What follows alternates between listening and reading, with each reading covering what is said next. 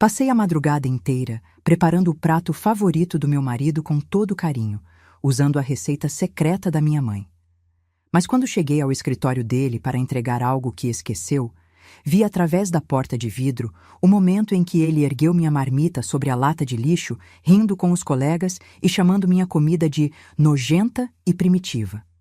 O que ele não sabia é que o dono da empresa estava logo atrás dele, observando tudo. Por favor, escreva nos comentários de qual país você está assistindo a este vídeo. Adoramos saber de onde são nossos inscritos. Meus dedos tremiam enquanto eu cortava as cebolas às 3 da manhã. Não era por causa da ardência nos olhos. Aos 72 anos, já chorei lágrimas suficientes na vida para me tornar imune a isso. O tremor vinha da ansiedade misturada com esperança. Hoje era o dia da grande promoção do meu marido, Roberto, e eu queria surpreendê-lo com algo especial. A cozinha estava silenciosa, exceto pelo chiado da panela no fogão e pelo ronco suave do relógio de parede que herdei da minha mãe. Aquele relógio testemunhou tantos momentos importantes da minha vida. Meu casamento há 45 anos, o nascimento dos nossos filhos, as festas de família.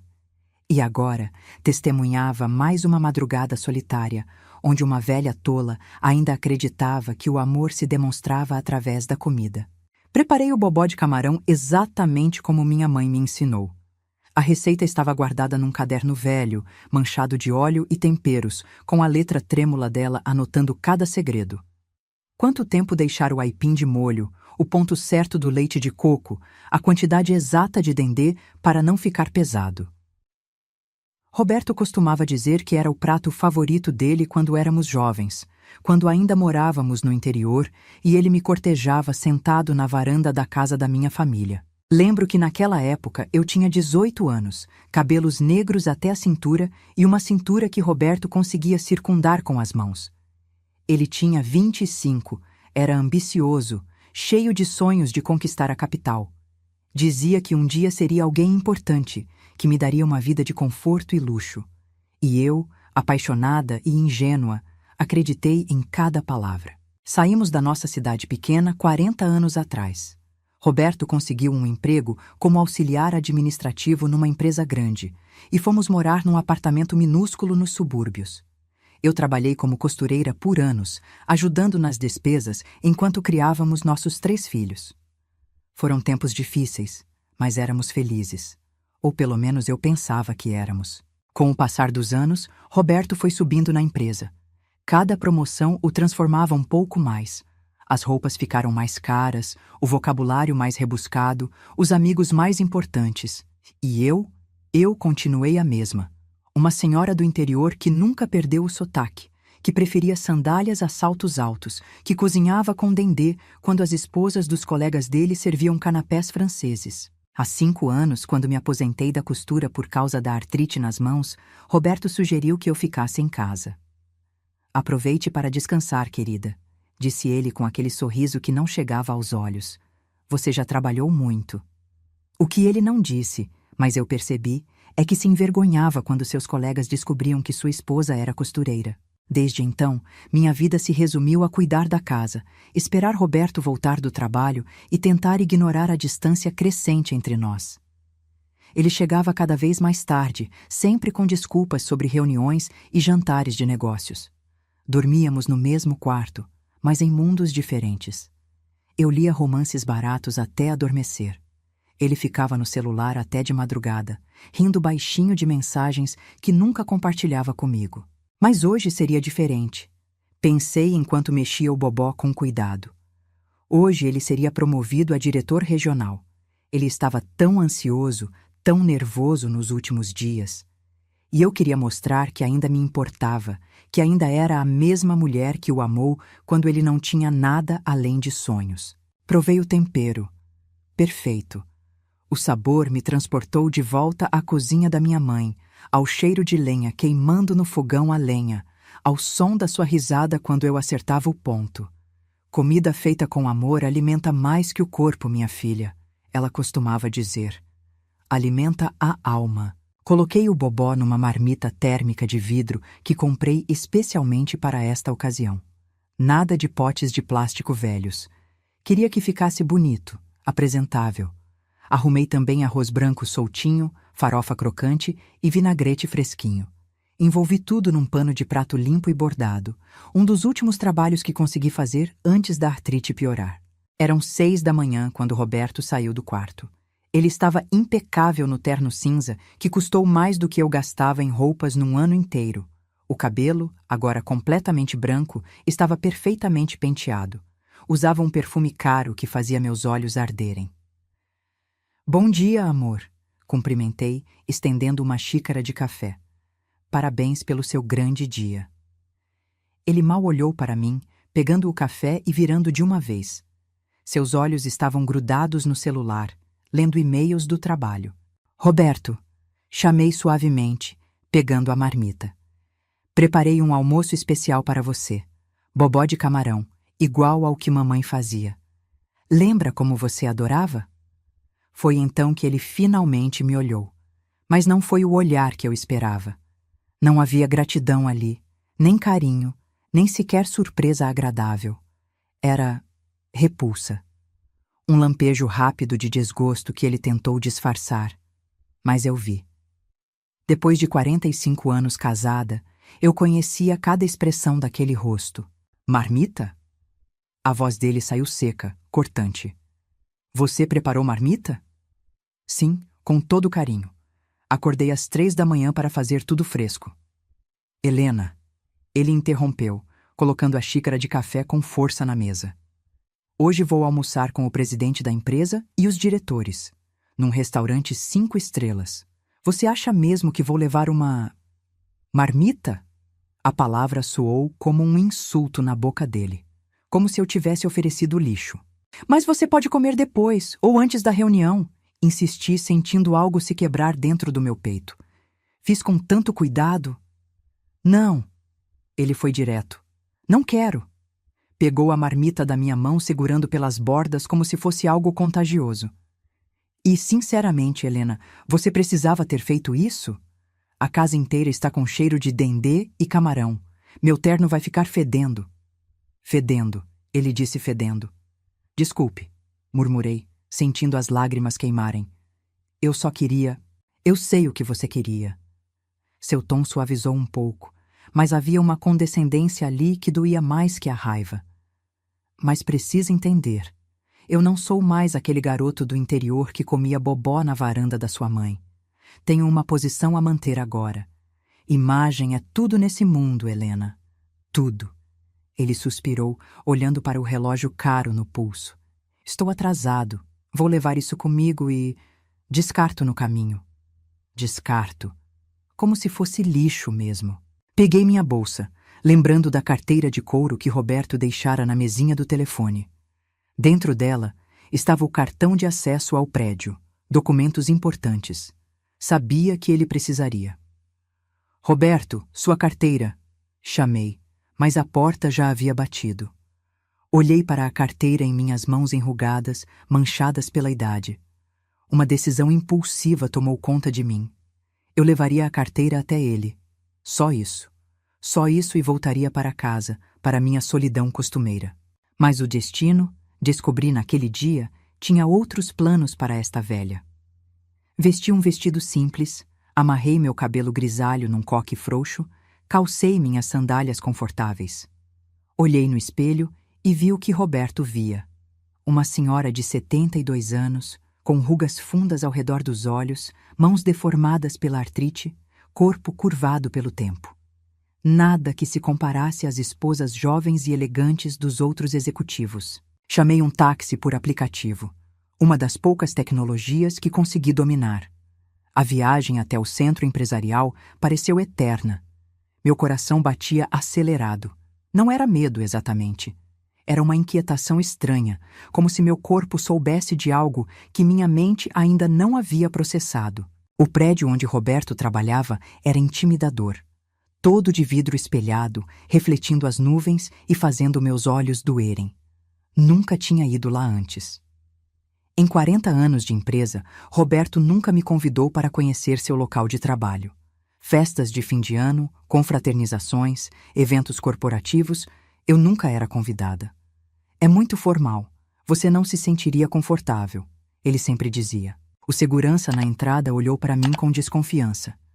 Meu vestido simples e minhas sandálias de velha destoavam completamente do ambiente. Expliquei que precisava entregar algo urgente para meu marido, mostrei documentos. Depois de várias ligações e verificações humilhantes, finalmente me deram um crachá de visitante. O elevador era de vidro, subindo pelo lado externo do prédio. Meu estômago revirou. Tenho medo de altura desde criança. Fechei os olhos, apertando a carteira de Roberto contra o peito como se fosse um talismã protetor. 15º andar. As portas se abriram para um corredor amplo, todo branco e cinza, com quadros abstratos caros nas paredes. O ar-condicionado estava tão forte que senti frio. Mulheres jovens, bonitas, vestindo ternos justos e sapatos de salto, passavam por mim lançando olhares curiosos. Abaixei a cabeça, sentindo-me cada vez menor. Perguntei na recepção, pelo setor de Roberto. A recepcionista, uma moça que poderia ser minha neta, me olhou de cima a baixo, antes de indicar o caminho. Seus olhos diziam claramente: "O que uma velha como você está fazendo aqui?" Caminhei devagar pelo corredor, minhas sandálias fazendo um som surdo no piso de mármore. E então ouvi risadas vindas de uma sala envidraçada. A Copa. A voz de Roberto era inconfundível, mesmo depois de todos esses anos. Aproximei-me, pretendendo apenas entregar a carteira rapidamente. Mas o que vi através do vidro me congelou no lugar. Roberto estava lá, cercado por 2 colegas, um homem de óculos e uma mulher jovem e bonita, de cabelos curtos impecavelmente cortados. Ele segurava minha marmita, aquela que eu havia preparado com tanto amor, com tantas horas de trabalho, e estava rindo. Meu corpo parou de se mover, mas meu coração disparou tão rápido que senti tonturas. Ali, através daquela parede de vidro transparente, desenrolava-se uma cena que destruiria o que restava da ilusão que eu ainda mantinha sobre meu casamento.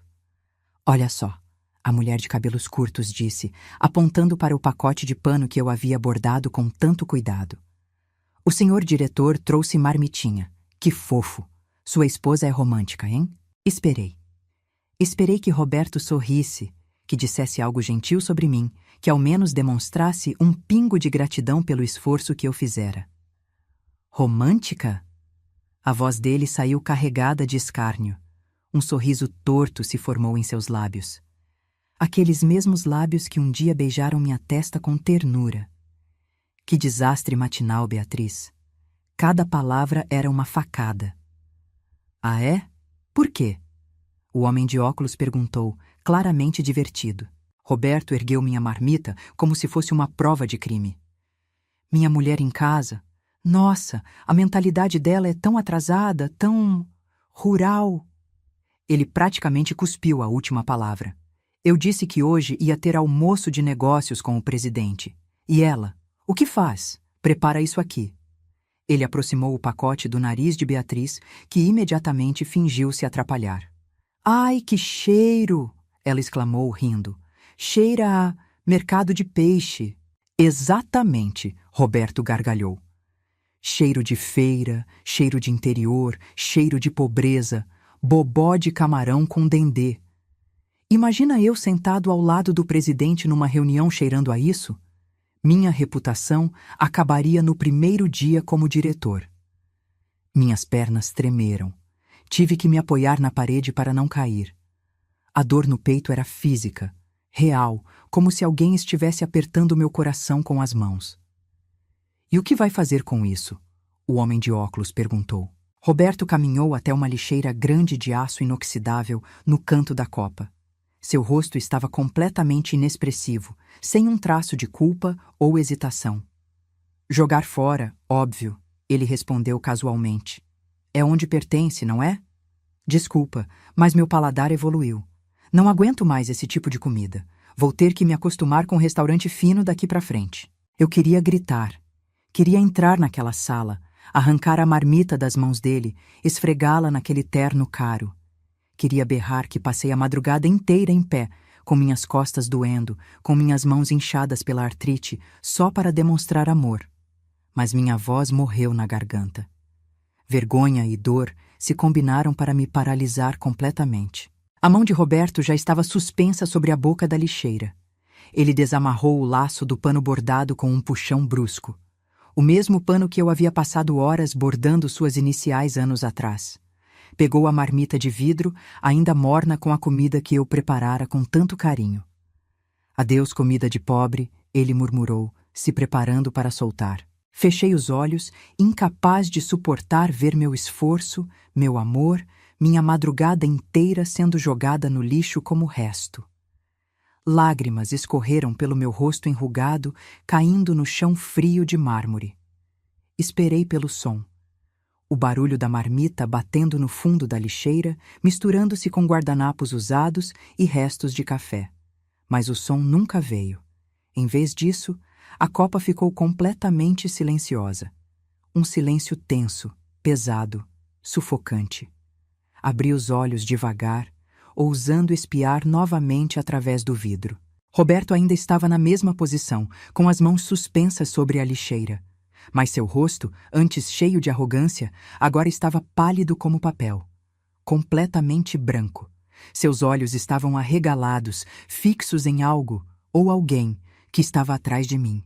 Virei a cabeça lentamente e quase dei um grito. Um homem estava parado ali, silencioso como uma sombra.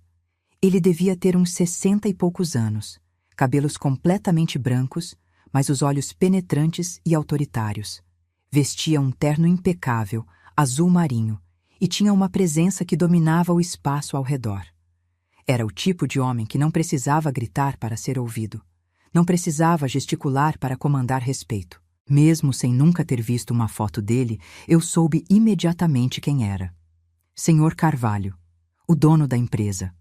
O homem que decidia o destino da carreira de Roberto com um estalar de dedos. E ele estava olhando diretamente para dentro da copa, onde Roberto segurava minha marmita sobre a lixeira. O Sr. Carvalho passou por mim como se eu fosse invisível, o que para pessoas como ele, eu provavelmente era. Empurrou a porta de vidro da copa e entrou. Seu rosto estava indecifrável, mas havia algo em seus olhos. Algo que parecia reconhecimento? Nostalgia? O que você está fazendo, Roberto? A voz dele era baixa, mas cada palavra ecoava pela copa como um trovão distante. Roberto engasgou. Literalmente engasgou de susto. Seus olhos se arregalaram ainda mais e ele rapidamente puxou a mão para trás, apertando a marmita contra o peito num gesto desesperado de tentar escondê-la. "Se Senhor Carvalho!" Ele gaguejou e pude ver gotas de suor se formando em sua testa. "Bom dia, senhor. Eu estava apenas descartando lixo." "Lixo?" O Sr. Carvalho deu um passo à frente, seus olhos ainda fixos na marmita. "Não é o que estou sentindo." Ele inalou profundamente, e seus olhos se fecharam por um breve momento. Quando os abriu novamente, havia algo diferente neles. Uma emoção crua, vulnerável. "Esse cheiro", ele murmurou, mais para si mesmo do que para Roberto. "Não cheira a lixo. Cheira a memórias." Roberto ficou ainda mais pálido, se é que isso era possível. Beatriz e o homem de óculos se encolheram num canto, tentando se tornar invisíveis. "Senhor." Roberto tentou forçar um sorriso, mas saiu como uma careta. "Desculpe se o cheiro o incomodou. Esta comida está estragada. Minha empregada foi descuidada, a comida queimou e está com um cheiro horrível. Por isso quero jogá-la fora, para não poluir o ar do escritório." Empregada. Ele me chamou de empregada. Depois de 45 anos de casamento, 3 filhos criados juntos, metade da minha vida dedicada a ele, eu era apenas uma empregada descuidada em sua narrativa. Algo dentro de mim quebrou naquele momento. Não com um estalo dramático, mas com um suspiro suave, como quando uma vela finalmente se apaga depois de queimar por tempo demais. O Sr. Carvalho se aproximou ainda mais. Seus olhos, antes duros e autoritários, agora estavam brilhantes com algo que parecia ser lágrimas. "Queimada?" ele repetiu com um tom de descrença. "Experimente de novo, Roberto." "Se, senhor?" "Abra essa marmita." Não era um pedido. Era uma ordem. Roberto hesitou. seus dedos tremendo visivelmente enquanto destampava o pote de vidro. O vapor quente preso ali dentro escapou imediatamente, carregando o aroma intenso de dendê, camarão, leite de coco e coentro. O cheiro invadiu a copa, misturando-se com o ar esterilizado do ar-condicionado. Para mim, escondida no corredor, aquele aroma era reconfortante. Era casa, era história, era amor. E aparentemente, para o Sr. Carvalho também. Ele fechou os olhos novamente, inalando profundamente. Seu peito subiu e desceu com emoção controlada. Quando abriu os olhos, 2 lágrimas rolaram por suas bochechas enrugadas. Esse cheiro, sua voz saiu rouca, quebrada. Bobó de camarão, feito exatamente como ela fazia. Beatriz e o homem de óculos trocaram olhares confusos. Roberto parecia estar à beira de um ataque cardíaco. Sem pedir permissão, o Sr. Carvalho pegou uma colher limpa do escorredor de pratos. Suas mãos, que provavelmente assinavam contratos de milhões, tremiam ligeiramente quando ele tirou um pouco do bobó e levou à boca. O escritório parecia ter parado de respirar.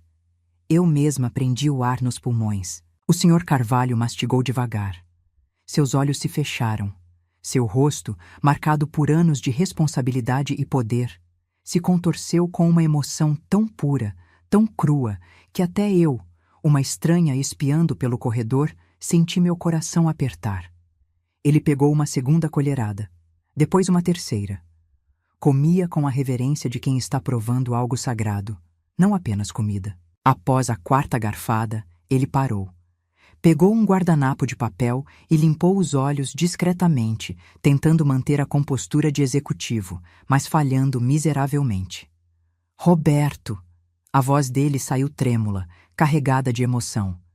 Você disse que isso era lixo. Disse que estava estragado. Roberto não conseguia formar frases completas. O Sr. Carvalho apontou para a marmita com o dedo que ainda segurava a colher. Quem fez isso? Ele exigiu. Quem cozinhou esse bobó? Roberto abriu e fechou a boca várias vezes, como um peixe fora d'água. Seu cérebro trabalhava visivelmente, tentando calcular a melhor resposta, a mentira mais conveniente. E então ele mentiu.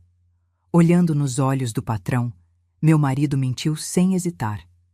É de um restaurante, senhor. Um lugar novo que descobri, especializado em comida regional. Chama-se Casa da Vovó. Sim, esse é o nome. Mais mentiras. Camadas e camadas de mentiras. A entrega atrasou e a embalagem veio amassada. Roberto continuou, ganhando confiança na própria farsa. Sou perfeccionista, sabe como é. Não gosto de comer comida que não tenha uma apresentação perfeita. Por isso fiquei irritado e quis jogar fora. O Sr. Carvalho ficou em silêncio por um longo momento, apenas olhando para Roberto com aqueles olhos penetrantes que pareciam ver através de todas as camadas de mentiras. Um restaurante, ele repetiu lentamente. Sim, senhor. E como se chama mesmo? Casa da Vovó, senhor. Interessante. O Sr. Carvalho pegou a marmita das mãos de Roberto, segurando-a com cuidado, como se fosse algo precioso. Este sabor é idêntico a algo que provei há muito tempo, exatamente idêntico. Ele olhou para Roberto com uma intensidade que fez meu ex-marido recuar um passo. Amanhã, o Sr. Carvalho disse com firmeza, ainda segurando minha marmita, como se fosse um tesouro. Quero que você traga o chefe desse restaurante aqui. Temos um almoço importante com investidores internacionais. Eles estão cansados de comida de hotel. Quero que esse chefe cozinhe aqui mesmo, na cozinha executiva do último andar. O mesmo prato, fresquinho. O rosto de Roberto passou por vários tons de branco e cinza. Sim, senhor. Eu não sei se... Não estou pedindo, Roberto. O Sr. Carvalho interrompeu. Estou ordenando. Cuide disso. E o sabor tem que estar exatamente igual. Se estiver minimamente diferente, vou considerá-lo incompetente para a posição de diretor.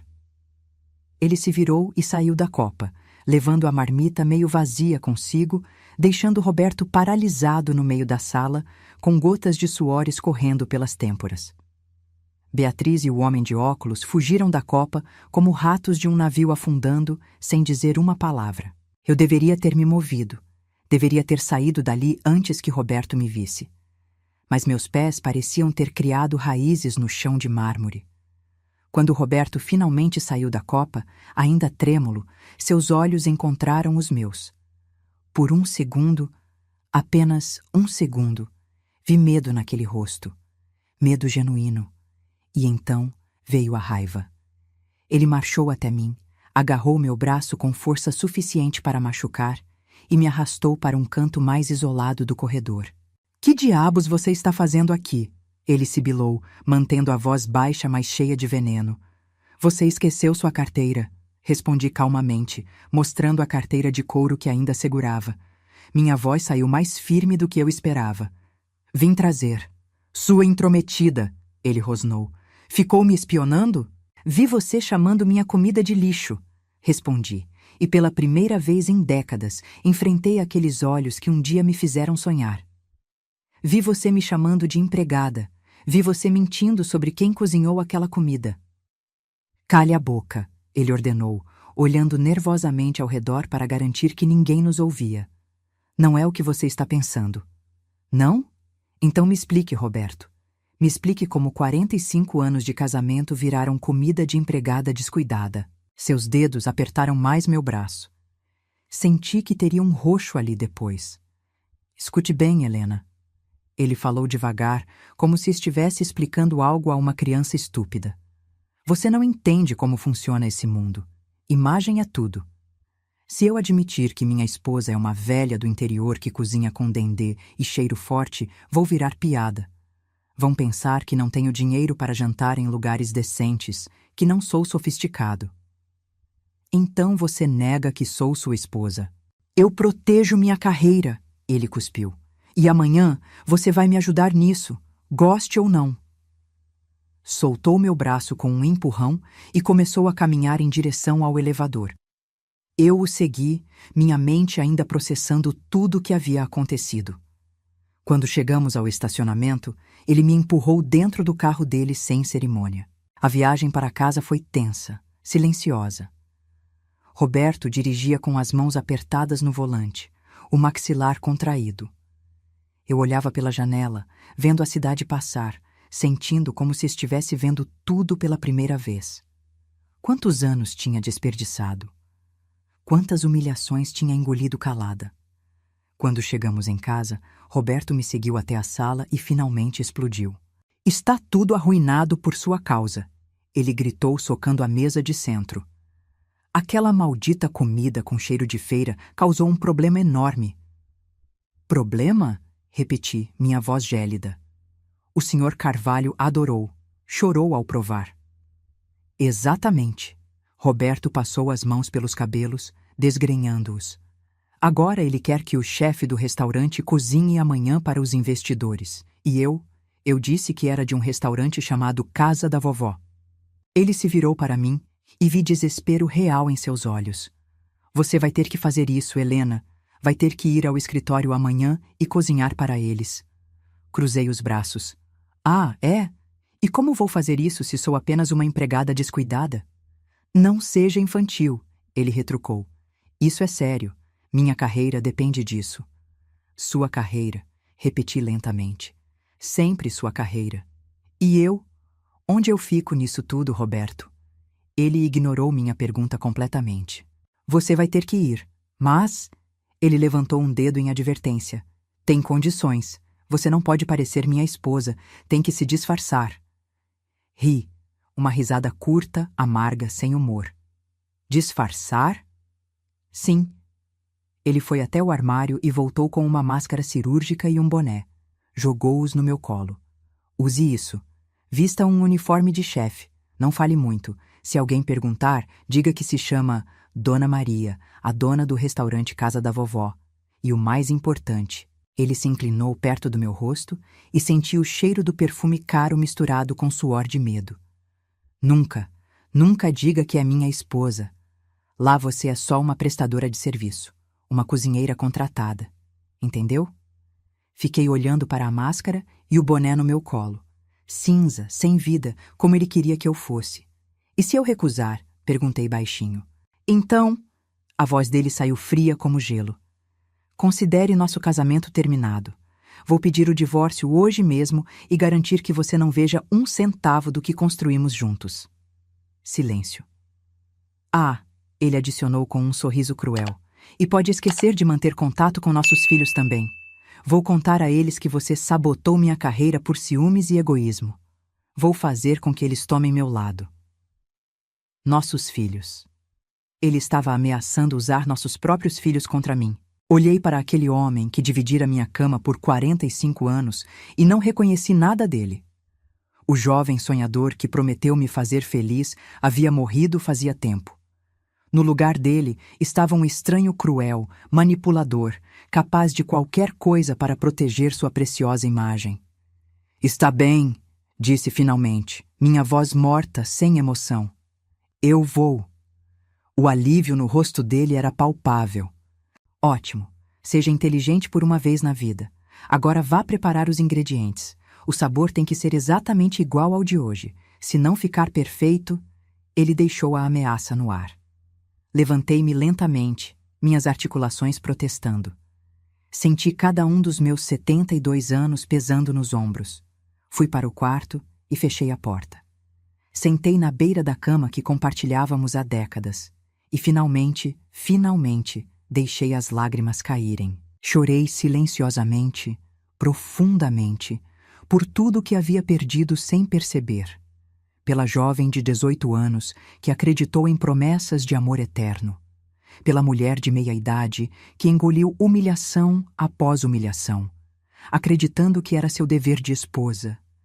Pela senhora idosa que ainda tinha esperanças de que, no fundo, seu marido se importava. Mas acabaram-se as lágrimas eventualmente. Sempre acabam. Lavei o rosto, olhei no espelho e vi uma mulher que não conhecia mais. Ou talvez, pela primeira vez, estivesse vendo quem eu realmente era por baixo de todas as camadas de submissão e abnegação. Naquela noite, não dormi. Fiquei deitada no escuro, ouvindo Roberto roncar ao meu lado, e tomei uma decisão. Eu iria ao escritório dele amanhã. Iria cozinhar meu bobó de camarão. Iria usar a maldita máscara e fingir ser a Dona Maria do restaurante inexistente. Mas não pelo motivo que Roberto pensava. Não seria para salvar a carreira dele ou proteger nossa farsa de casamento. Seria para mim, para honrar minha mãe, que me ensinou essa receita com tanto amor. Para provar a mim mesma que minha comida, minha história, minha existência tinham valor, mesmo que meu próprio marido não reconhecesse isso. E talvez, só talvez, o universo me desse uma chance de recuperar um pouco da dignidade que havia perdido ao longo dos anos. Virei para o lado, dando as costas para Roberto. Amanhã seria um dia interessante. Muito interessante. O despertador tocou às 4 da manhã, mas eu já estava acordada. Não havia conseguido dormir mais do que alguns minutos seguidos durante a noite toda. Cada vez que fechava os olhos, via a cena de Roberto segurando minha marmita sobre a lixeira, rindo com aquela mulher, me chamando de empregada. Levantei em silêncio, sem acordar Roberto. Na cozinha, comecei a separar os ingredientes. Camarões frescos que comprei no mercado, os melhores que encontrei, mesmo custando mais do que eu normalmente gastava.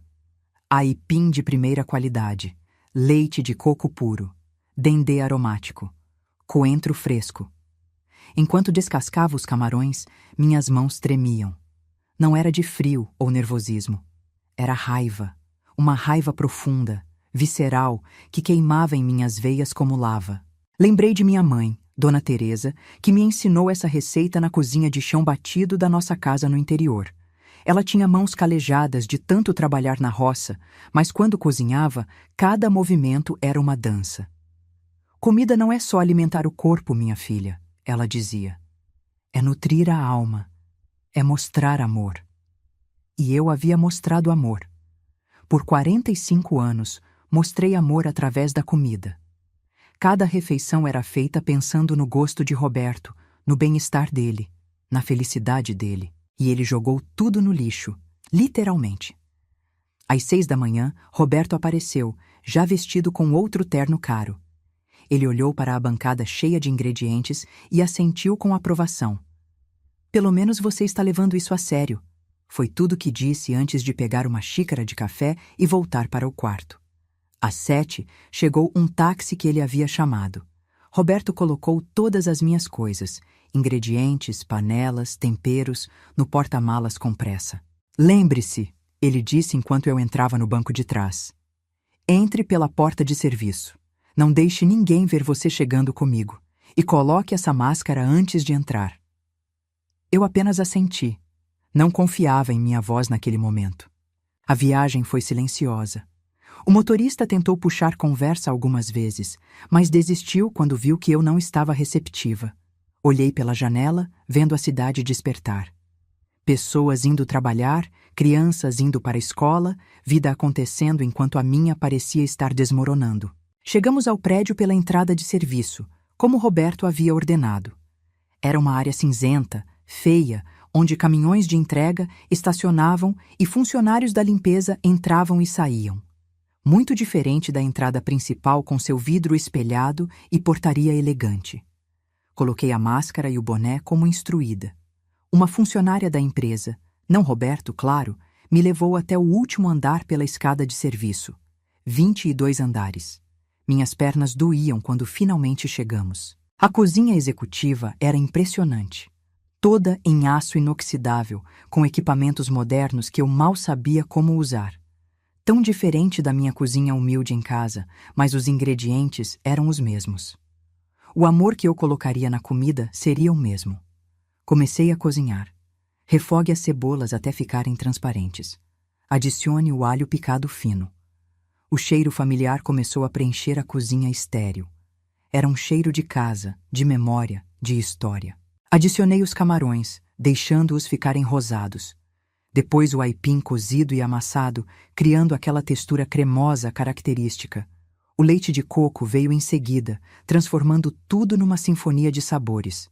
Por último, o dendê. Apenas o suficiente para dar cor e profundidade, sem deixar pesado.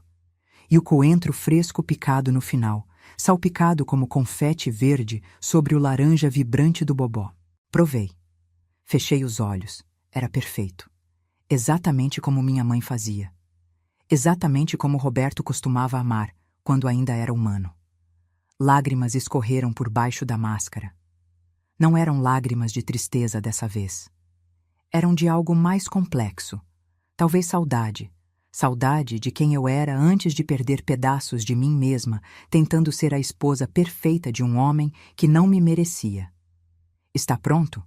Uma voz perguntou atrás de mim. Virei e vi uma mulher jovem, eficiente, vestindo um terno cinza. Sim, respondi, mantendo minha voz baixa, disfarçada. O Sr. Carvalho pediu que a senhora servisse pessoalmente, ela disse. Os investidores estão na sala de reuniões executiva. Por favor, me acompanhe. Meu coração acelerou. Servir pessoalmente? Roberto não havia mencionado isso. Peguei a travessa onde havia arrumado o bobó. Laranja vibrante contra a porcelana branca, decorado com folhas de coentro e camarões grandes por cima. Arrumei também o arroz branco soltinho numa travessa separada. Segui a mulher pelo corredor. Minhas mãos tremiam tanto que a travessa quase escorregou. A porta da sala de reuniões se abriu. Era enorme. Uma mesa de mogno que parecia ter uns 5 metros de comprimento, cadeiras de couro, paredes de vidro com vista para toda a cidade. E ali, sentados, estavam cerca de 10 pessoas. Reconheci Roberto imediatamente, mesmo ele tentando evitar meu olhar. Estava sentado na cabeceira oposta ao Sr. Carvalho, visivelmente tenso. Ah! O Sr. Carvalho se levantou quando me viu. A chefe chegou. Ele gesticulou para que eu me aproximasse. Com passos trêmulos, levei as travessas até a mesa e comecei a servir. O aroma do bobó tomou conta da sala. Vi as narinas dos investidores estrangeiros se dilatarem, alguns franzindo o nariz com curiosidade, outros com algo que parecia ser reconhecimento. Senhores, o Sr. Carvalho anunciou, esqueçam o salmão grelhado e o risoto de trufas de ontem. Hoje vamos experimentar algo verdadeiramente especial. Um prato que carrega história, tradição e alma. Ele olhou diretamente para mim, e mesmo com a máscara cobrindo metade do meu rosto, senti como se aqueles olhos penetrantes pudessem ver através dela. Chefe, ele disse suavemente, por favor, nos conte sobre esse prato. De onde vem a receita? Meu corpo inteiro congelou. Roberto ficou rígido em sua cadeira, seus olhos me lançando advertências silenciosas. Lembrei de suas ameaças. Não diga que é minha esposa. Lá você é só uma prestadora de serviço. Abri a boca. Fechei. Abri novamente. É uma receita de família, senhor. Respondi baixinho, mantendo minha voz rouca, disfarçada. Família? O senhor Carvalho se inclinou para a frente, interessado. Sua família? Da minha mãe, senhor. Dona Teresa. Ela me ensinou quando eu era criança. Dona Teresa. Ele repetiu o nome lentamente, como se estivesse provando cada sílaba. Seus olhos se encheram de lágrimas novamente. E onde sua mãe aprendeu? Com a mãe dela, senhor, e assim por gerações. Somos do interior da Bahia. Essa receita tem mais de 100 anos na minha família. O senhor Carvalho pegou um guardanapo e discretamente enxugou os olhos. Bahia, ele murmurou. Claro, claro que é.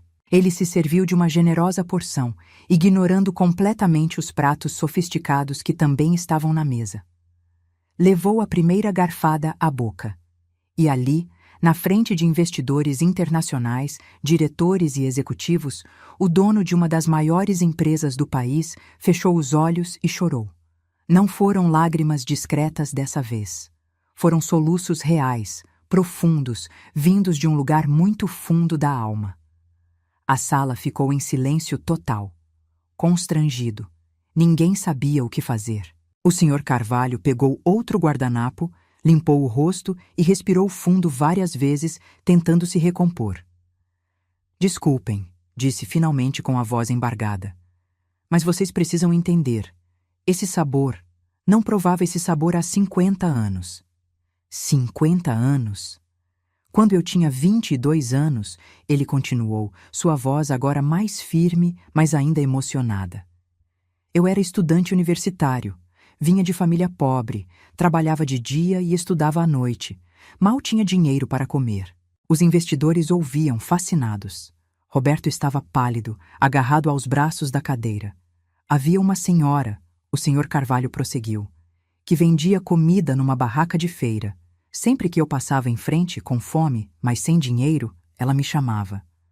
Vem cá, filho, dizia. Não pode estudar de barriga vazia. Ele apontou para o bobó na travessa. E ela me servia isso, bobó de camarão. Dizia que era receita da mãe dela, que vinha passando de geração em geração. Nunca me cobrou 1 centavo. Nunca. Durante 2 anos, aquela senhora me alimentou de graça. As lágrimas voltaram.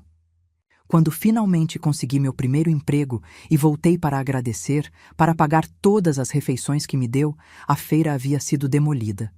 Nunca mais encontrei aquela mulher. Passei 50 anos procurando esse sabor em cada restaurante fino, cada chefe renomado, mas nunca encontrei. Ele olhou para mim com uma intensidade que fez meu coração parar. Até hoje, o senhor Carvalho concluiu, encarando-me fixamente. Até você. Meu mundo girou. As palavras dele ecoavam em minha cabeça, se reconfigurando, ganhando um novo significado a cada segundo. 50 anos atrás, uma barraca de feira. Uma mulher generosa que alimentava estudantes pobres de graça. Bobó de camarão feito com uma receita passada de geração em geração. Minha mãe. Ele estava falando da minha mãe. Dona Teresa realmente teve uma barraca de comida numa feira em Salvador quando eu era criança. Lembro de ajudá-la depois da escola, descascando camarões, picando coentro. Ela sempre alimentava os estudantes que passavam perto da hora de fechar. Filho com fome não aprende, ela dizia. Minha garganta se fechou. Não consegui falar. Chefe, o senhor Carvalho se levantou da cadeira, se aproximando de mim. Por favor, tire essa máscara. Quero ver o rosto da pessoa que carrega essa herança. Senhor, Roberto se levantou abruptamente, em pânico mal disfarçado. Ela está resfriada, muito contagiosa, seria perigoso. Calhe a boca, Roberto, o Sr. Carvalho disse sem sequer olhar para ele. Não me importo com vírus. Seus olhos permaneceram fixos nos meus. Por favor, ele repetiu, mais suavemente dessa vez. Minhas mãos subiram até a máscara. Tremiam tanto que mal consegui tirar. O elástico prendeu no meu cabelo grisalho e tive que lutar um pouco com ele. Quando finalmente a máscara caiu, revelando meu rosto enrugado, sem maquiagem, marcado pela idade e pela dor, o Sr. Carvalho deu um passo para trás. Você não é ela, disse, e havia desapontamento em sua voz. É jovem demais. Jovem. Aos 72 anos, alguém estava me chamando de jovem. 50 anos atrás, calculei rapidamente em voz alta. Eu tinha 22 anos. Minha mãe tinha 45. Ela morreu há 10 anos, senhor, aos 87. Os olhos dele se arregalaram. Sua mãe? Dona Teresa era sua mãe? Sim, senhor. Ele cobriu a boca com as mãos, lágrimas escorrendo livremente agora, sem qualquer tentativa de escondê-las. Ela salvou minha vida, sussurrou. Literalmente salvou minha vida. Eu estava tão desesperado, tão faminto, pensando em desistir de tudo. E ela me alimentou, me deu esperança. Me disse... Sua voz quebrou. Me disse que eu conseguiria, que um dia eu seria alguém importante. Eu me lembrava de minha mãe dizendo essas coisas. Ela dizia para todos os estudantes que alimentava. Acreditava genuinamente que investir em pessoas era investir no futuro. Procurei por ela. O Sr. Carvalho continuou. Durante anos. Queria retribuir, queria agradecer, mas nunca consegui encontrá-la. A feira foi demolida, o bairro mudou completamente. Ele pegou as minhas mãos velhas, manchadas, deformadas pela artrite, e segurou com reverência. Deixe-me fazer o que nunca pude fazer por ela, disse. Deixe-me ajudar você. Senhor? Comecei, mas minha voz falhou. Tenho um restaurante, ele disse rapidamente, as palavras saindo atropeladas. Um espaço enorme, lindo, no melhor bairro da cidade. Está fechado há 2 anos porque não consigo encontrar um chefe que tenha alma. Todos têm técnica, diplomas franceses, estrelas Michelin, mas nenhum tem coração. Ele apertou minhas mãos. Seja minha sócia. Abra seu restaurante lá. Cozinhe essas receitas da sua mãe. Mantenha a memória dela viva. E deixe-me finalmente pagar a dívida que tenho com ela. Silêncio absoluto na sala. Todos os olhos estavam em mim. Os investidores pareciam comovidos. Os diretores estavam boquiabertos. E Roberto parecia estar tendo um ataque cardíaco. Senhor, ele começou, a voz estranhamente aguda. Isso é muito generoso, mas... Mas o quê, Roberto? O Sr. Carvalho se virou para ele e pela primeira vez vi raiva real naqueles olhos antes gentis. Você tem algo contra essa maravilhosa mulher receber o reconhecimento que merece? Não, claro que não, senhor. É só que... Bem, ela disse que era dona de um restaurante, Casa da Vovó.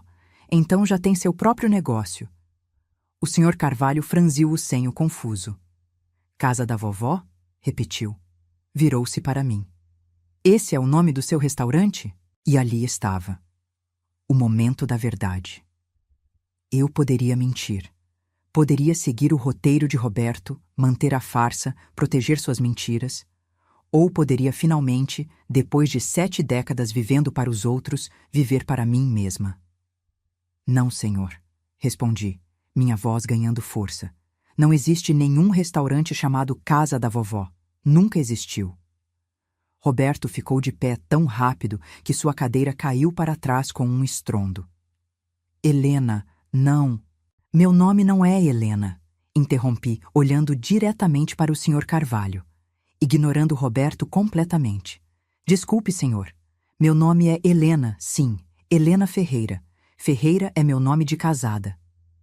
Mostrei minha mão esquerda, onde uma aliança de ouro simples e gasta brilhava fracamente. Eu cozinho em casa, senhor, na minha cozinha pequena e modesta. Tenho cozinhado a vida inteira para minha família. Nunca trabalhei em restaurante. Nunca tive treinamento formal, só tenho o que minha mãe me ensinou. O Sr. Carvalho olhou para minha aliança, depois para a mão de Roberto, que ele tentava esconder debaixo da mesa. Alianças idênticas. A expressão do Sr. Carvalho mudou. Compreensão, depois descrença, depois uma fúria gelada. Roberto, disse ele lentamente, perigosamente, essa senhora é sua esposa? O silêncio que se seguiu foi tão denso que eu podia ouvir meu próprio coração batendo. Roberto abriu e fechou a boca várias vezes. Seu rosto passava por tons de vermelho e branco alternadamente. Sim, eu respondi por ele, já que ele aparentemente havia perdido a capacidade de falar. Sou casada com Roberto há 45 anos, senhor. O Sr. Carvalho ficou imóvel por um longo momento, processando essa informação. Quando finalmente falou, sua voz era de gelo puro. Então, Roberto, cada palavra era pronunciada com cuidado mortal. Quando você disse que essa comida veio de um restaurante, estava mentindo? Senhor, eu posso explicar. E quando disse que a comida estava estragada e precisava ser jogada no lixo, o Sr. Carvalho continuou, sua voz subindo. Estava falando da comida que sua própria esposa preparou para você? Senhor, por favor. Silêncio! O Sr. Carvalho rugiu, fazendo todos na sala pularem. Silêncio, seu miserável ingrato!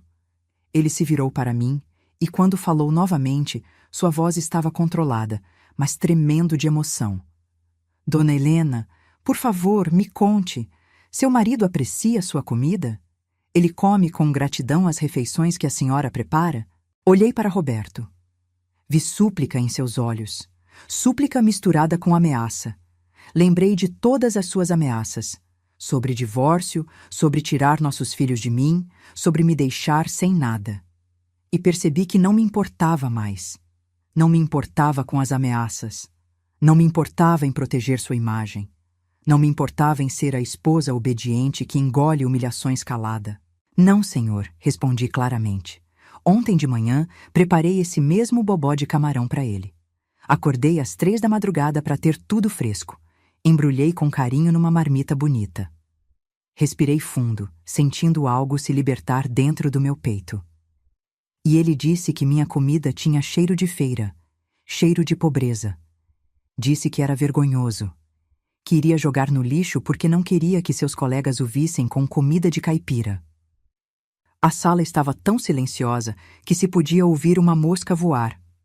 Vim aqui ontem trazer a carteira que ele esqueceu, continuei, e vi quando ele ia realmente jogar minha marmita no lixo da copa, enquanto ria com os colegas e me chamava de empregada descuidada. Roberto estava branco como papel agora, segurando a borda da mesa para não cair. O senhor chegou naquele momento? Olhei para o Sr. Carvalho. E o impediu. Provou a comida. E ele mentiu dizendo que era de um restaurante porque tinha vergonha de admitir que sua esposa cozinha comida primitiva. O Sr. Carvalho fechou os olhos, respirando profundamente, tentando controlar a raiva. E hoje, minha voz estava firme agora, forte. Ele me fez vir disfarçada. Me disse para usar máscara, para não falar muito, para nunca admitir que sou esposa dele. Disse que aqui eu sou apenas uma prestadora de serviço, uma empregada temporária. Lágrimas rolaram pelo meu rosto, mas não eram lágrimas de tristeza. Eram de libertação. 45 anos, senhor. 45 anos acordando de madrugada para preparar comida que ele gosta, costurando suas roupas quando não tínhamos dinheiro, criando nossos filhos sozinha enquanto ele trabalhava, sempre sendo paciente, sempre sendo compreensiva, sempre sendo invisível. Olhei para Roberto com uma calma que surpreendeu até a mim mesma. E no primeiro dia em que ele consegue a promoção tão sonhada, ele me joga no lixo junto com minha comida. O Sr. Carvalho abriu os olhos. E o que vi ali foi uma fúria tão pura, tão intensa, que até eu dei um passo para trás. Ele se virou lentamente para Roberto, que estava tentando se fundir com a parede. Saia, disse o Sr. Carvalho. Sua voz era baixa, mas cortante como uma lâmina. Saia da minha empresa, agora. Senhor, por favor, Roberto finalmente encontrou sua voz, aguda e desesperada. Foi um mal-entendido. Eu posso explicar. Explicar o quê? O Sr. Carvalho deu um passo em direção a Roberto. Explicar como você desrespeita a mulher que dedicou a vida inteira a você? Explicar como considera vergonhoso a comida que salvou minha vida? Ele apontou para a porta. Você tem 5 minutos para limpar sua mesa e sair. Se ainda estiver no prédio depois disso, chamarei segurança. Senhor, minha carreira, trabalhei 40 anos nesta empresa. E em 40 anos, nunca aprendi o verdadeiro valor das coisas. O Sr. Carvalho retrucou. Pensou que poder e prestígio eram mais importantes que caráter e gratidão. Você está demitido, Roberto. Não apenas da promoção, de tudo. Roberto ficou ali parado em choque, incapaz de processar o que estava acontecendo. Mas... começou. Fora! O Sr. Carvalho rugiu. Roberto olhou ao redor da sala, procurando apoio, aliados, qualquer coisa. Mas todos os diretores desviaram o olhar. Os investidores estrangeiros o encaravam com desprezo mal disfarçado. Seus olhos finalmente encontraram os meus. Havia tanto ali: raiva, desespero, súplica, acusação. Como se isso tudo fosse minha culpa. Você destruiu tudo. Ele cuspiu veneno em minha direção. Está feliz agora? Destruiu minha vida. Algo dentro de mim, algo que vinha sendo comprimido por décadas, finalmente explodiu. Eu destruí sua vida? Minha voz saiu mais alta do que pretendia. Você que me chamou de empregada, você que disse que minha comida era lixo, você que me obrigou a vir aqui disfarçada porque tinha vergonha de mim. Dei um passo em sua direção, e pela primeira vez em 45 anos de casamento, foi ele quem recuou. Passei a vida inteira me fazendo pequena para você parecer grande, continuei.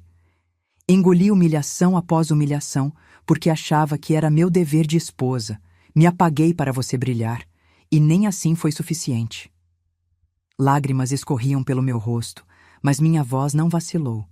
Então não, Roberto, você não precisa me culpar. Você destruiu sua própria vida no momento em que decidiu que eu não valia nada. Ele abriu a boca para responder, mas nenhum som saiu. Virou-se e saiu da sala, batendo a porta com força. O silêncio que ficou era denso, desconfortável. Até que um dos investidores começou a aplaudir. Depois outro, e outro.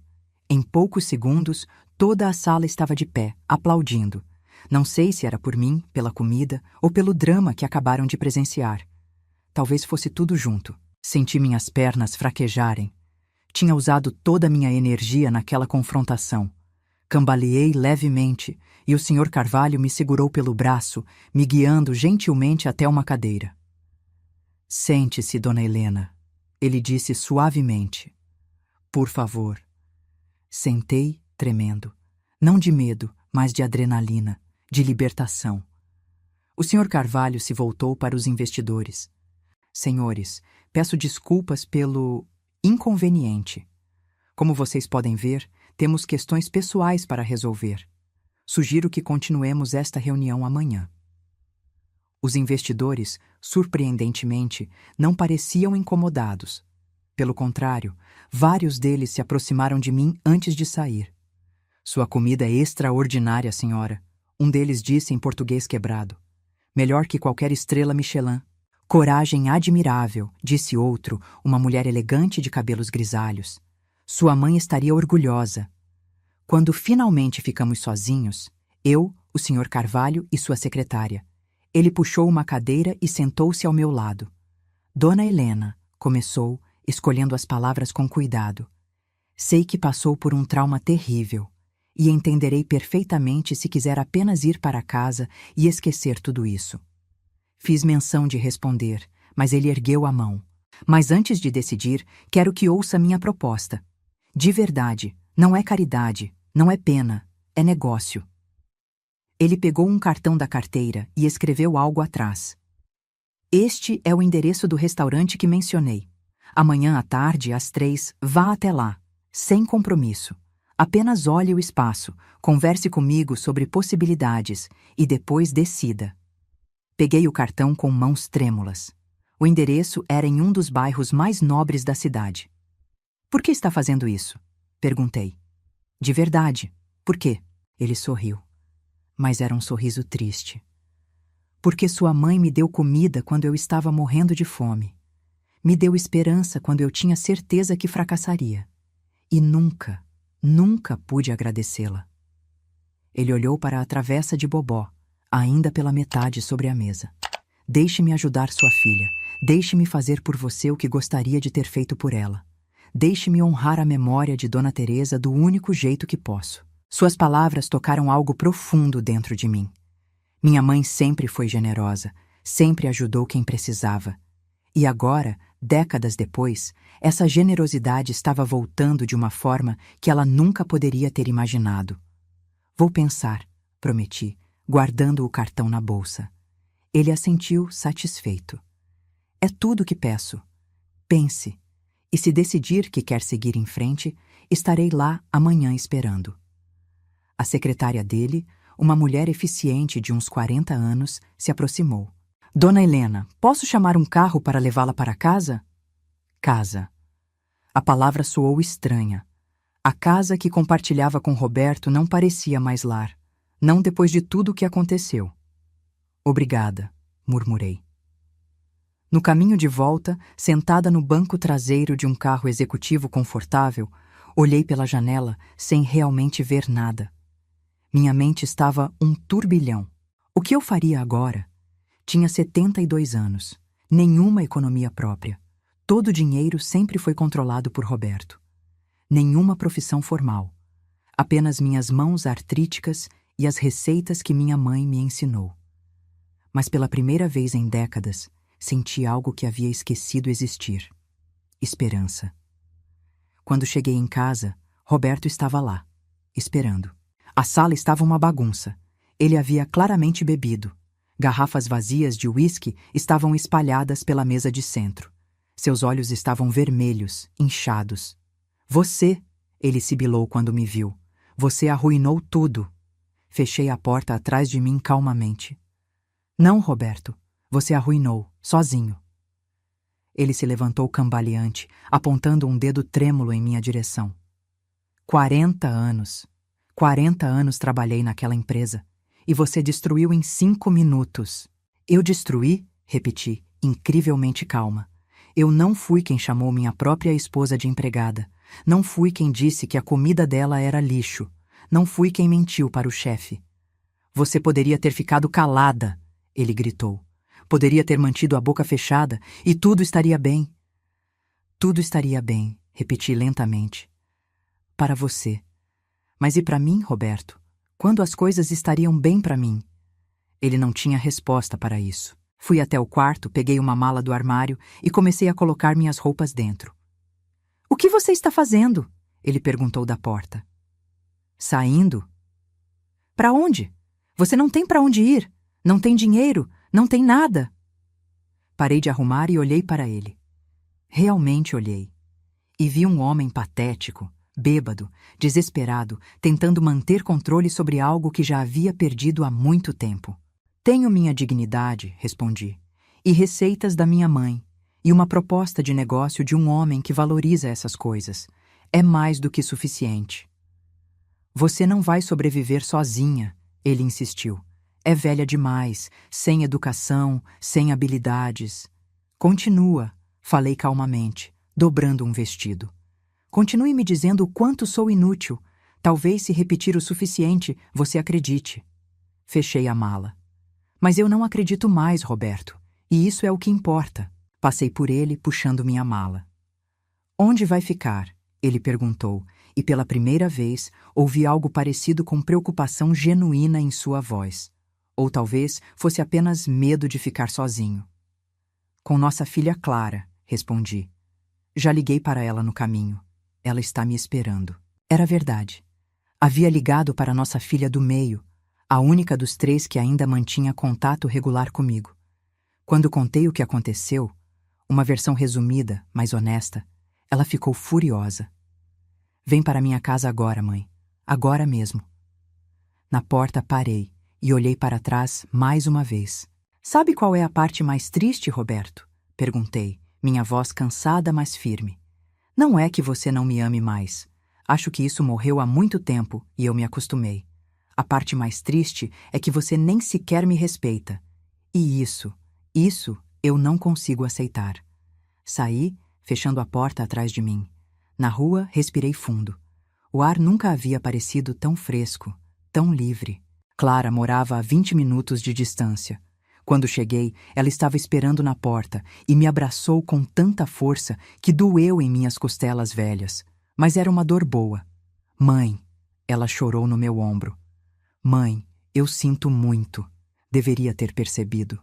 Deveria ter visto como ele te tratava. Não é sua culpa, meu amor. Acariciei seus cabelos. Eu escondi bem, escondi até de mim mesma. Naquela noite, deitada no quarto de hóspedes de Clara, olhei para o teto e fiz um balanço da minha vida.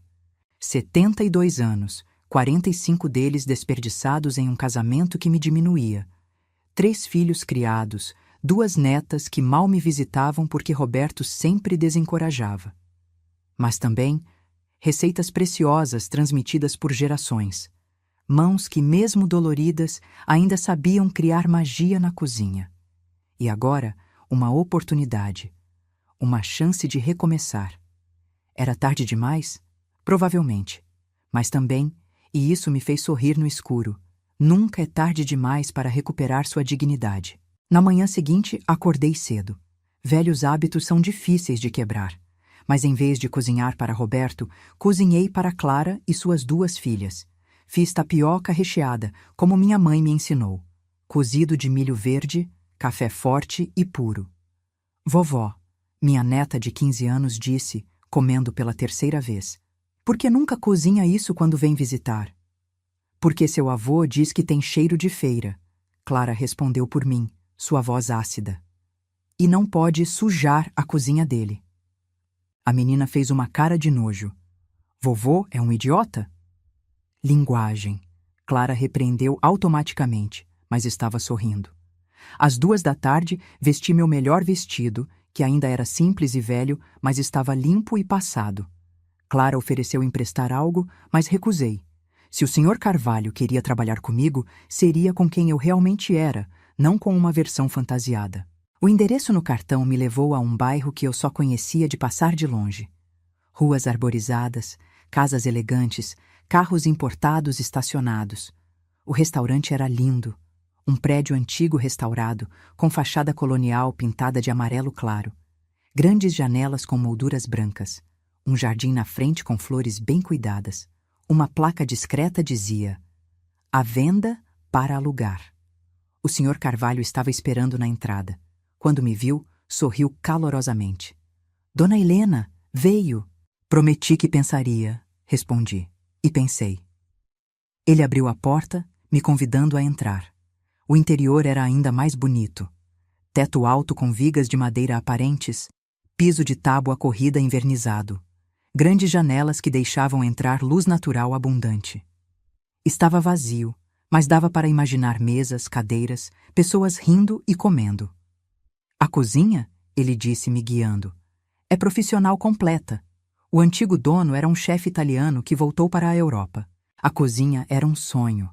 Enorme, com equipamentos de última geração, mas também tinha um fogão industrial a gás que me lembrou, estranhamente, do fogão a lenha da minha mãe.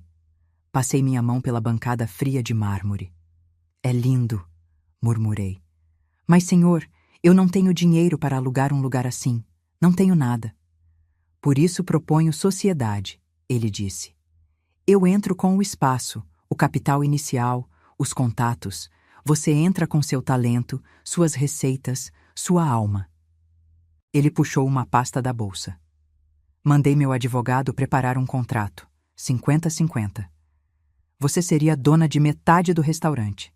Teria salário mensal fixo como chefe executiva, mais percentual dos lucros. 50% de um restaurante desses." "Mas por quê?" perguntei novamente.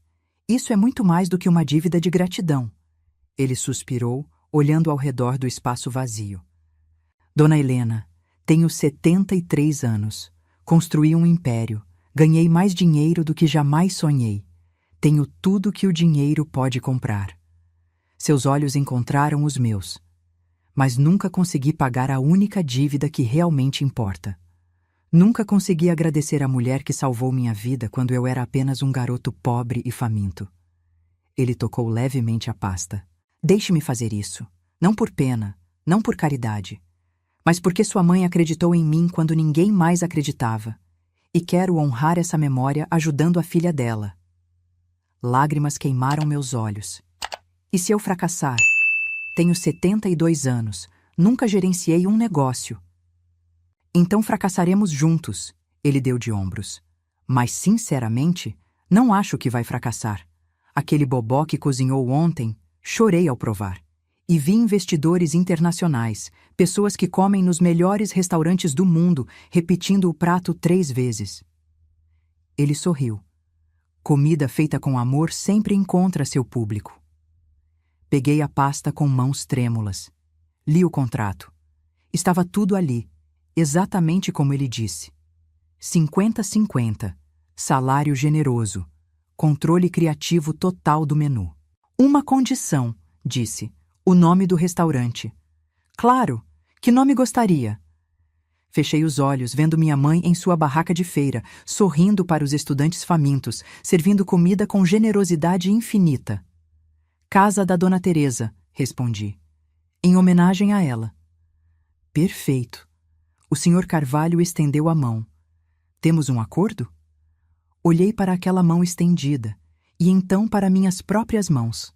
Velhas, manchadas, deformadas pela artrite, mas ainda capazes de criar amor em forma de comida. Apertei a mão dele firmemente. Temos um acordo. Os próximos 3 meses foram um turbilhão. Clara me ajudou com toda a papelada legal. Descobrimos que eu tinha direito à metade dos bens do casamento, incluindo a casa. Roberto tentou lutar, mas quando Clara ameaçou expor publicamente como ele havia me tratado, ele desistiu rapidamente, sempre preocupado com sua imagem. O divórcio foi rápido. 45 anos de casamento dissolvidos em algumas assinaturas. Senti alívio. Tristeza pelo tempo perdido, mas alívio pelo futuro livre. Meus outros 2 filhos, o mais velho e a mais nova, ficaram do lado do pai no início. Roberto havia contado a eles uma versão distorcida dos eventos. Mas quando Clara mostrou as mensagens que ele mandava para a amante, sim, descobrimos que havia uma amante, a tal Beatriz da Copa. Eles mudaram de ideia rapidamente. Trabalhei no restaurante 16 horas por dia. Meu corpo doía, minha artrite piorou, mas meu coração estava mais leve do que em décadas.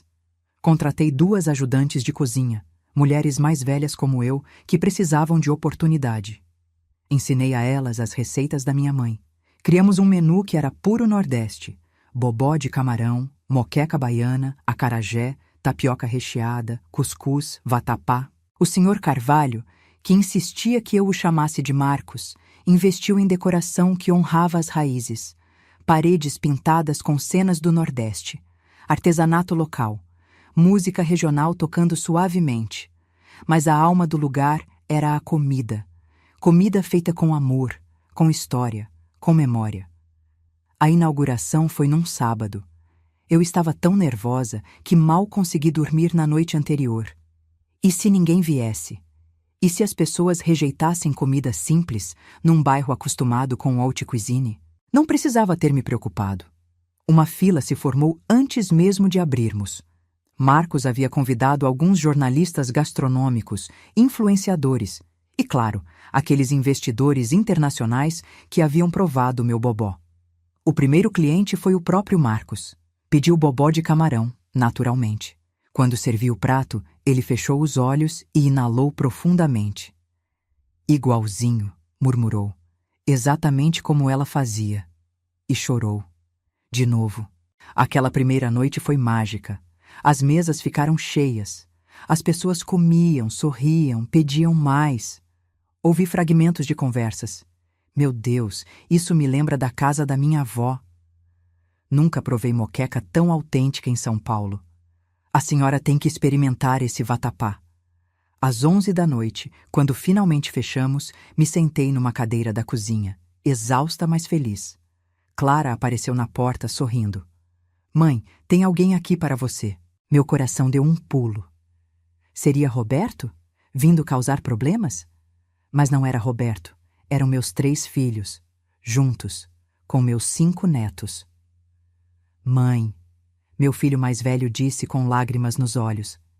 A gente provou a comida e me lembrei de quando era criança, de quando você cozinhava essas coisas em casa, antes do pai proibir. Ele se aproximou e me abraçou. Me desculpe. Desculpe por não ter te defendido, por ter acreditado nas mentiras dele, por ter deixado você sofrer sozinha. Os outros vieram também, um abraço coletivo que me fez chorar rios. Vovó, minha neta mais velha disse, você é a pessoa mais legal que eu conheço, e sua comida é a melhor do universo. Ali, no meio da minha cozinha profissional, cercada pelos meus filhos e netos, finalmente me senti completa. 6 meses se passaram desde a inauguração da casa da Dona Teresa. 6 meses que mudaram minha vida completamente. O restaurante era um sucesso estrondoso. Críticos gastronômicos escreviam resenhas brilhantes. Celebridades postavam fotos nas redes sociais. Tivemos que começar a trabalhar com reservas, porque a demanda era maior que nossa capacidade. Mas o que mais me orgulhava não eram as críticas ou o dinheiro. Era ver famílias jantando juntas, rindo, compartilhando memórias provocadas pelos sabores. Era ver jovens descobrindo pela primeira vez o gosto de comida feita com amor. Era ver idosos como eu, lágrimas nos olhos, dizendo: isso me lembra da minha mãe. Comida faz isso. Une gerações, conta histórias, preserva memórias. Numa quinta-feira à tarde, menos movimentada, eu estava na cozinha preparando um novo prato para o menu quando uma das garçonetes entrou nervosamente. Dona Helena, tem um senhor pedindo para falar com a senhora. Algo no tom dela me alertou. Quem? Ele disse que é seu ex-marido. Meu coração disparou. Não havia visto Roberto desde o divórcio. Soube por Clara que ele estava trabalhando como vendedor numa loja de seguros, tendo perdido todos os contatos e prestígio depois da demissão. Digo que a senhora está ocupada? Respirei fundo. Não, eu falo com ele. Tirei o avental, lavei as mãos e saí para o salão. Roberto estava sentado numa mesa no canto. Quando me viu, levantou-se rapidamente. O contraste era chocante. Ele havia envelhecido 10 anos em 6 meses. O terno caro foi substituído por uma camisa amassada.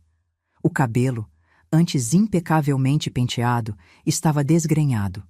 Tinha olheiras profundas. Helena, sua voz saiu rouca. Roberto, respondi calmamente. O que você quer? Ele olhou ao redor do restaurante. As mesas elegantes, a decoração bonita, os clientes satisfeitos.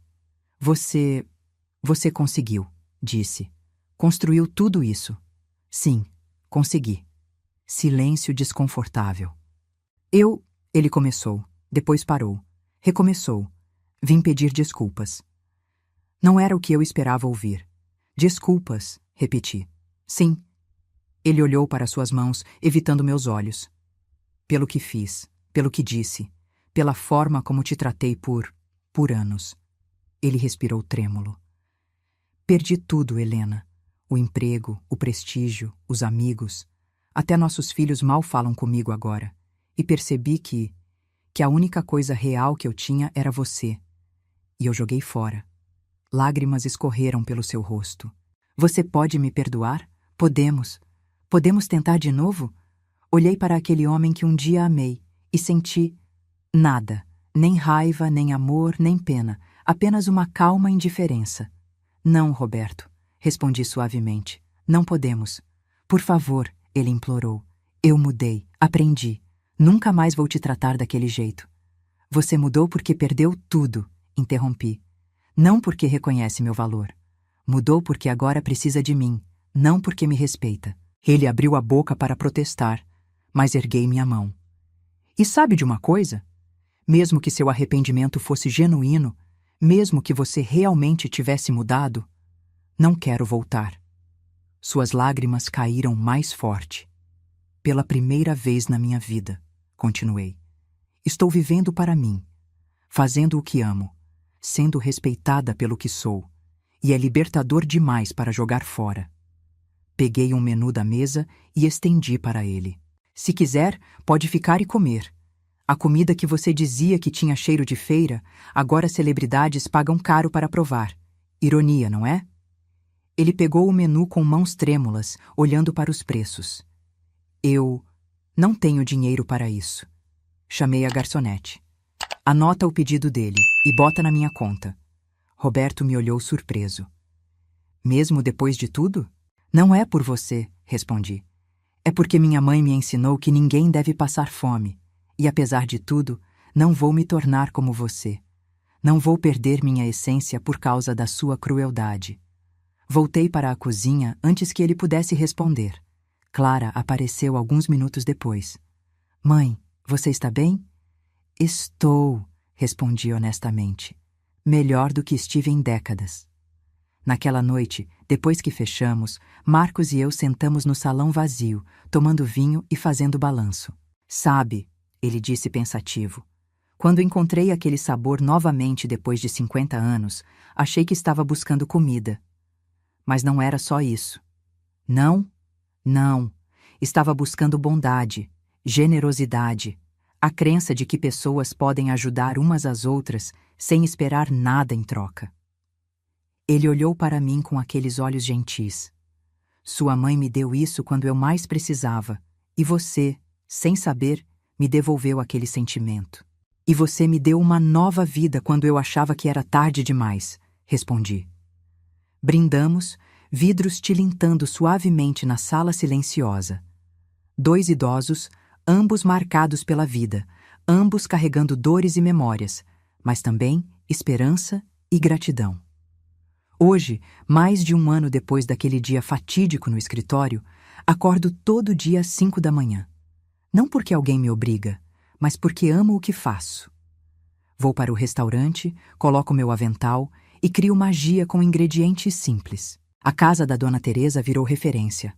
Ganhamos prêmios, aparecemos em revistas, até recebemos proposta para abrir filial em outras cidades. Mas o que mais me enche o coração são as cartas.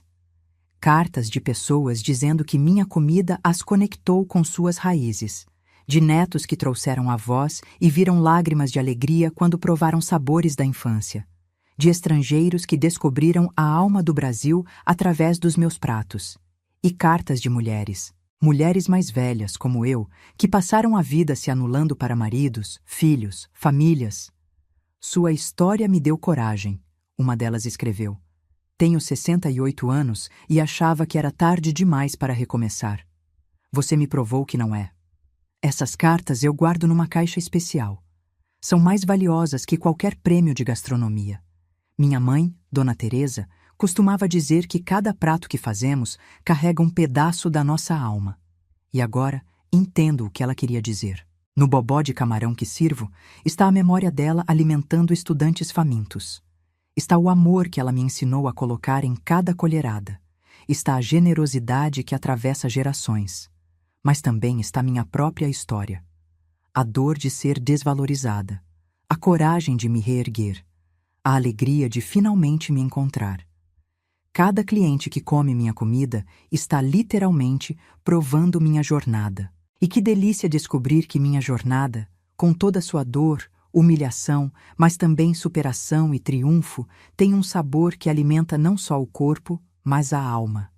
Tenho 73 anos agora, mãos ainda doloridas pela artrite, costas que reclamam depois de horas em pé, cabelos completamente brancos. Mas nunca me senti tão viva, nunca me senti tão eu mesma, nunca me senti tão livre. E tudo começou com uma marmita quase jogada no lixo. Às vezes, nossos maiores presentes vêm embrulhados nas piores humilhações. Às vezes, precisamos perder tudo para descobrir o que realmente importa. E às vezes, nunca é tarde demais para recomeçar. Se você gostou desta história, por favor, se inscreva no canal, deixe seu like e comente o que achou. Sua interação ajuda muito. E se quiser apoiar ainda mais nosso trabalho e ter acesso a conteúdos exclusivos, considere se tornar membro do canal. Juntos, continuamos compartilhando histórias que inspiram, emocionam e nos fazem refletir sobre a vida. Até a próxima história.